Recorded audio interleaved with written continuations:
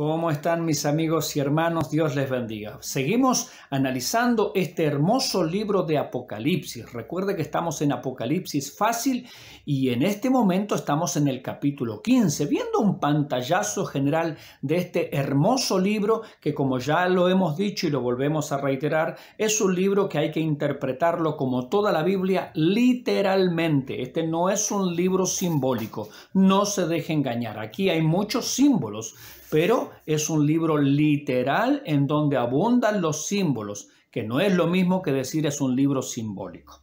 Estamos en este capítulo 15, donde vienen los preparativos para los últimos juicios de la tribulación. Obviamente estamos de la mitad de la tribulación en adelante. Ese es el periodo, ese es el momento cronológico en que todas estas cosas se están desarrollando. Dice el capítulo 15 de Apocalipsis: vi en el cielo otra señal grande y admirable, 7 ángeles que tenían las 7 plagas postreras, porque en ellas se consumaba la ira de Dios. Tal cual como venimos diciendo, aquí hay 7 ángeles con las últimas plagas, los últimos juicios. ¿Por qué?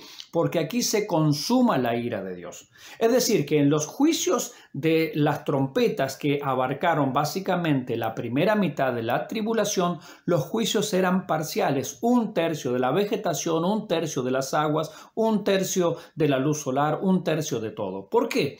Ya lo dijimos, pero lo volvemos a repetir. Dios está buscando, aún en este periodo terrible de la humanidad, de grande maldad, que el hombre se vuelva de su mal camino, que se arrepienta. Porque, como dice la Escritura, Dios no quiere que ninguno perezca, sino que todos procedan al arrepentimiento. Ese es el deseo de Dios. Por lo tanto, no es verdad tampoco que Dios haya predestinado a algunas personas para la condenación anticipadamente. Eso es una idea medieval que es absolutamente falsa y contraria a las Sagradas Escrituras. Dios siempre, aún en los días de la tribulación, está buscando que el hombre se arrepienta. Pero vamos a ver aquí en estos preparativos, y como dice este versículo 1 del capítulo 15, en estos juicios, en estas plagas postreras, en estas plagas últimas, se consuma la ira de Dios. Lamentablemente, ante la falta de arrepentimiento de los seres humanos de aquellos días, Dios va a tener que derramar su ira inexorablemente. Acá tenemos la palabra consumar, se consuma la ira de Dios. Recuerde que en el Calvario nuestro Señor Jesucristo dijo: consumado es. ¿Qué fue consumado en la cruz del Calvario? Nuestra redención, el perdón de nuestros pecados, la posibilidad de ser salvos mediante la gracia de Dios, es decir, por la gracia de Dios, y nosotros alcanzarla mediante la fe. Pero aquí se va a consumar la ira de Dios, es decir, o la ira de Dios cae sobre Jesucristo en la cruz del Calvario y usted sale absuelto, o la ira de Dios cae sobre su vida, en este caso en el tiempo de la tribulación. Aquí se va a consumar la ira de Dios. Versículo 2: vi también como un mar de vidrio mezclado con fuego. Este mar de vidrio ya apareció en el capítulo 4, pero en el capítulo 4 simplemente lo nombró como un mar de vidrio, es decir, un mar transparente, planchado, sereno, porque delante de Dios no hay convulsiones, no hay revoluciones en la presencia de Dios, no. Pero aquí sí vemos que este mar está mezclado con fuego, porque es en medio de los juicios de Dios que muchas personas van a ser salvadas. ¿Y por qué digo muchas personas salvadas? Porque mire lo que dice el texto: y a los que habían alcanzado la victoria sobre la bestia y su imagen y su marca y el número de su nombre. Estas personas estaban allí, están en la presencia de Dios, pero fueron a través del fuego de la prueba. Están ahora sí en ese mar de cristal, en ese mar transparente, calmo, sí, pero fue a través del fuego de la tribulación, fue a través del fuego de la prueba que ellos tuvieron que ser salvos en ese momento. Recuerde que esto es de la mitad de la tribulación en adelante. Y habían vencido, dice, habían vencido mediante Jesucristo, mediante el santo nombre del Señor, mediante la recepción del Evangelio eterno, ¿cierto? Que En aquellos días, como ya lo vimos en capítulos anteriores, en el capítulo 14, un ángel va a recorrer el cielo predicando el evangelio eterno. Ese evangelio que apelaba a las cosas más básicas y sencillas del ser humano. ¿A qué apelaba el mensaje del ángel que volaba al cielo en el capítulo 14? A la conciencia. Adorad a Dios, volverse a Dios. No adoren a la bestia, no adoren a la imagen, no se dejen marcar. Y apelaba también a la creación, ¿cierto? Hay un solo creador, adórenle a Él. Solo Dios es digno de adoración. Entonces, el ángel anterior del capítulo 14 apeló a la conciencia y apeló a la creación. Y eso se define como la revelación general. Es decir, que justamente Dios apela a lo más básico, elemental del ser humano, su conciencia, porque le acusa o le defiende, dice Romanos capítulo 2, y a la creación. Los cielos cuentan la gloria de Dios, el firmamento anuncia la obra de sus manos. Y entonces aquí estas personas han llegado a la presencia del Señor y no se dejaron marcar, no se dejaron sellar por el anticristo y su sistema, y le han vencido. Gloria al Señor por esto, ¿no? Y dice el versículo 3, y cantaban el cántico de Moisés, siervo de Dios, y el cántico del Cordero. Dos cánticos. Primer cántico, el cántico de Moisés, bueno, es el cántico que cantaron los hijos de Israel cuando salieron de Egipto y Dios abrió el mar rojo, ¿verdad? Ellos cantaron un cántico, el cántico de Moisés, el cántico de liberación, el canto del éxodo. Y dice aquí también el cántico del Cordero. ¿Por qué? Porque el que está en Cristo también tiene un éxodo espiritual, un éxodo de vida. Ha sido libertado del mundo, del pecado, del juicio, de Satanás y de cuanto el sistema del anticristo va a estar dominando. Así como los israelitas fueron libertados del poder del faraón, así estas personas de la tribulación han sido libertadas del poder del mundo, del diablo, del pecado. Por eso es el cántico, por un lado, de Moisés, y por otro lado es el cántico del Cordero, un verdadero éxodo espiritual, gloria al Señor, y un éxodo literal también. Bien, ¿y qué cantaban? Grandes y maravillosas son tus obras, Señor Dios Todopoderoso, justos y verdaderos son tus caminos, Rey de los santos. Gloria al nombre del Señor por esto, ¿no? Versículo 4, ¿quién no te temerá, oh Señor, y glorificará tu nombre? Es una pregunta, ¿cierto? Claro, porque como está escrito, y esto se va a cumplir como todo lo que dice la palabra del Señor se va a cumplir literalmente, no simbólicamente, literalmente, como está escrito en el Antiguo Testamento, como está escrito también en la carta a los Filipenses. Vivo yo, dice el Señor, que ante mí se doblará toda rodilla de los que están en el cielo, en la tierra y debajo de la tierra, y toda lengua confesará para gloria de Dios Padre, Jesucristo es el Señor. Y esto ya lo están proclamando.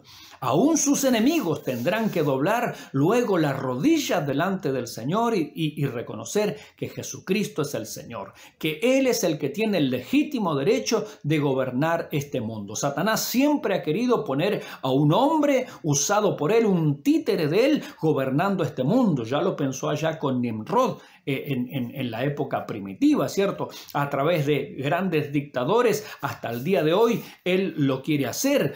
Podrá sentar por un tiempo a un hombre, el anticristo, sobre el trono del mundo, pero está escrito, entre otras profecías, en el Salmo 2, mas yo he puesto mi rey sobre Sión, mi santo monte, dice el Señor. Y ese rey que debe gobernar y que va a reinar sobre esta tierra es Jesucristo. A Él sea la gloria por los siglos de los siglos. Amén. Dice, pues solo tú eres santo, por lo cual todas las naciones, ¿se da cuenta de lo que estamos diciendo? Vendrán y te adorarán. Está en tiempo futuro. Y esto se tiene que cumplir. Si esto no se cumpliera, Dios es mentiroso. mas la Biblia dice, sea Dios veraz, mas todo hombre mentiroso. Esto se tiene que cumplir. Vendrán todas las naciones, como dice Mateo capítulo 25, cuando el Hijo del Hombre venga con gran poder y gran gloria, con los santos ángeles, juntamente con él serán reunidas delante de él todas las naciones, y él las enjuiciará y apartará a una nación de otra nación, como el pastor aparta las ovejas de los cabritos. Allí estará Jesucristo. Por eso esto es un anticipo. Esto todavía no es el momento, pero ya se está anunciando, es el preludio, es la anunciación del reino milenial de Jesucristo. Pero antes de que venga ese reino milenial, Él va a enjuiciar a las naciones, y toda lengua, toda rodilla se doblará, toda lengua proclamará que Él es el Señor. Versículo 5, después de estas cosas miré, y aquí fue abierto en el cielo el templo del tabernáculo del testimonio. ¿Se da cuenta lo que venimos diciendo? Todo lo que habla Apocalipsis en toda esta sección siempre tiene que ver con el tabernáculo, con el templo, con Israel, con las naciones gentiles, nunca con la iglesia, porque la iglesia no pasará por la gran tribulación, ni por la tribulación. La iglesia fue arrebatada en el capítulo 4 y vuelve a aparecer la iglesia recién en el capítulo 19, descendiendo con Cristo en su manifestación con gran poder y gran gloria. Entonces aquí me está hablando del templo, pero el templo en el cielo. Aquí en la tierra, en Jerusalén, va a haber un templo construido. En ese templo el anticristo se va a autoproclamar el Mesías. Obviamente que eso es falso, eso es la abominación desoladora.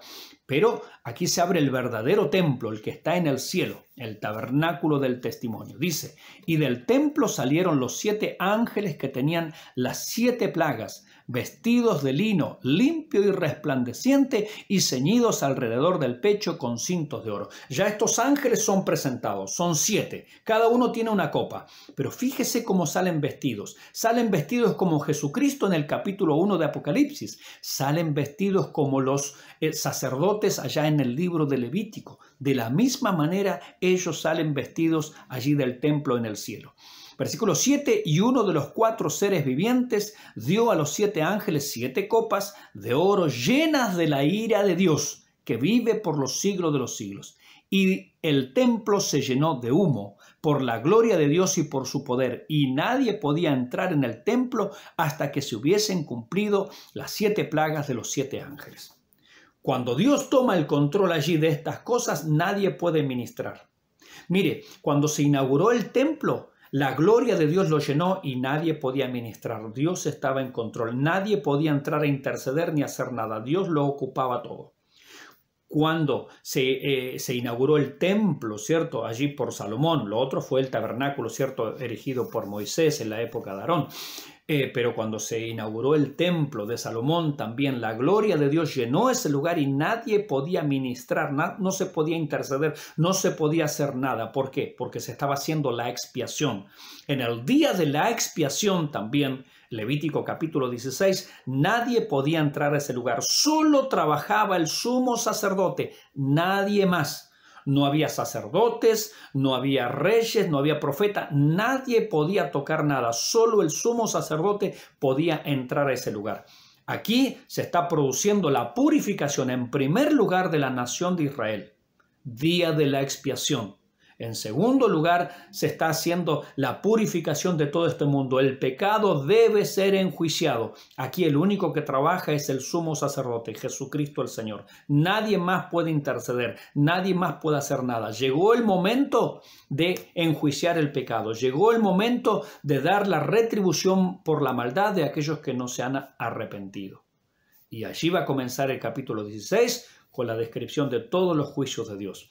Difícilmente, no lo puedo asegurar, pero difícilmente ya de aquí en adelante alguien más pueda ser salvo. Puede haber alguna posibilidad, puede haberlo, pero es difícilmente. ¿Por qué? Porque en este momento no hay nadie, excepto el sumo sacerdote, que es el que está trabajando en la purificación del pecado. Ha pasado el capítulo 15 de Apocalipsis Fácil. Suscríbase a nuestro canal 316 y EPI Producciones. Active las notificaciones, la campanita, deje sus comentarios al pie de este video, compártalo difúndalo, ayúdenos a crecer y a seguir avanzando en el conocimiento de esta maravillosa palabra de Dios. Que el Señor les bendiga.